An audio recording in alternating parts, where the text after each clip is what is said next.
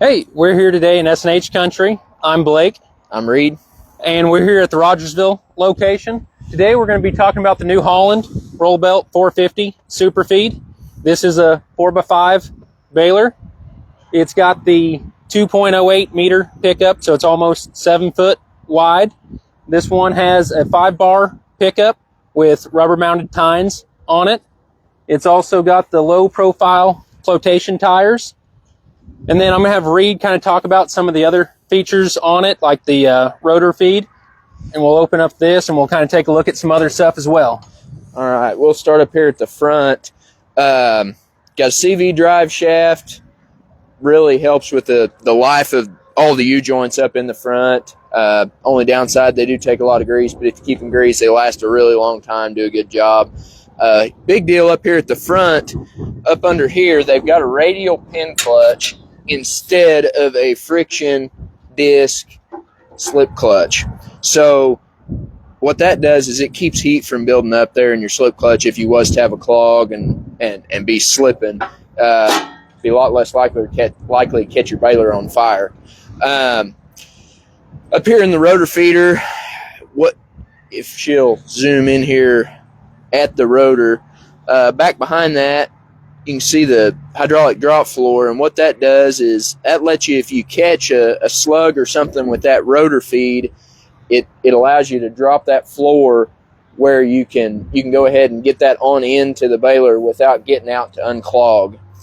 And that's been a super nice feature. Whenever I first started, we did a demo on one of these and went out there, and it was a little bit harder to get plug than what we thought, but we unrolled a bale, finally got it to plug, and then just there from the tractor, able to let that floor down, go ahead, start it up a couple times, put that slug through it, and then get back to baling. So makes life a lot easier. Yeah. You're not laying underneath the baler when it's 100 degrees, digging stuff out or cutting it out with a pocket knife or a Sawzall. I remember doing that a few times up there with 3 different pocket knives, just cutting it out, and about an hour later, you're good to go again. And catch another slug, and then you're right back to it. Right back stuck. Yep. These new Hollands they make a really nice, good type bale, and that rotor feed is just something that it's hard to get plugged the first time, and even when you do, you can get right back to it makes life a lot easier. Cleaning. Let's come back here to the back real quick. You've got extra storage here for your net. And what is this thing here, Reid? That is in professional terms, that's the unstopper upper. So what that does is that the baler comes with that, and that is built specifically for when you're doing custom work and somebody ain't been completely honest about what's in the field, and you catch a piece of a 4x4 and stick it up in that rotor, and you're thinking, what in the world, how am I going to get this out of here? That bar fits in these gears, and you can actually unhook from the PTO on the tractor or shut it off, depending on your tractor. Some have a brake on them, won't let you do it. But if your tractor won't let you turn it backwards, you can unhook from the tractor, hook that bar into this gear, and turn it backwards, and that'll actually push whatever's stuck in that rotor out, so you don't have to, again, dig it out by hand. Pretty big deal. It's kind of an underrated feature because you got a lot of ways to unstop up this baler if you were to stop it up rather than laying underneath it.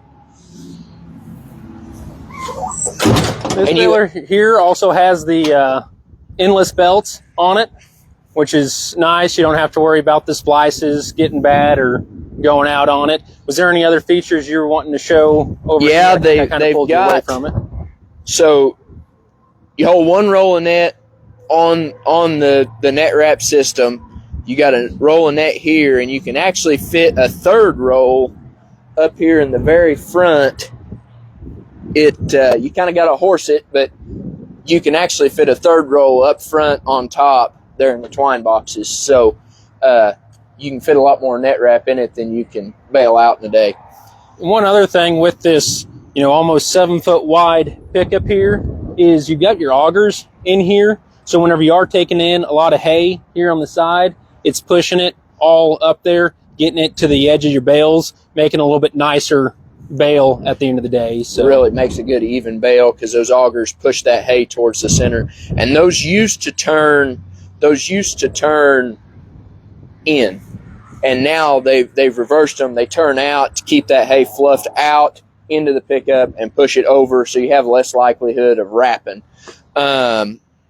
Really, they've kind of just perfected this whole outfit, it's a really, really sharp working baler. There'd be a lot of other features we could sit here and talk about, but I think the best thing is if somebody's interested, just stop in. We'll be happy to show you the baler. We also have a great demo program where we can come out there, have some hay down. We'll come out there, bale some hay for you, show you how well the baler works, and, really let you guys put it to the test yourself. So just come look us up here in Rogersville. Again, I'm Blake. That was Reid, and you guys have a good day.